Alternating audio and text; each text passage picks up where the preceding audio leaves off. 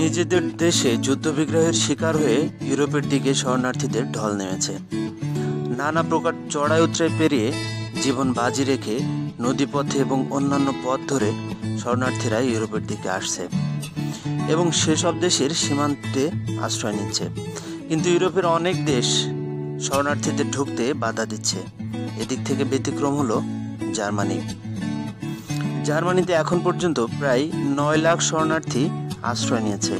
এদের অনেকেই Syria, Iran, Afghanistan, ইরিত্রিয়ার মতো দেশ থেকে আসা। বার্তা সংস্থা এএফপির এক প্রতিবেদনে উঠে এসেছে, জার্মানিতে শরণার্থী হিসেবে আশ্রয় নেওয়া অনেকেই খ্রিস্টান ধর্ম গ্রহণ করছে। ধর্মান্তরিত হওয়ার এই ঘটনা চার্চ নেতারাও স্বীকার করেছেন।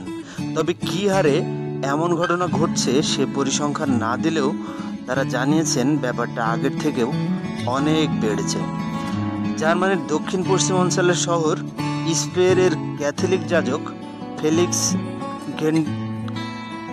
গোল্ডিঙ্গার জানিয়েছেন, আমার এলাকায় শরণার্থীদের বেশ কয়েকটি দল খ্রিস্টান ধর্ম গ্রহণ করার জন্য প্রস্তুত হচ্ছে এবং আরও অনেক শরণার্থী ধর্মান্তরিতের জন্য আবেদন করেছে।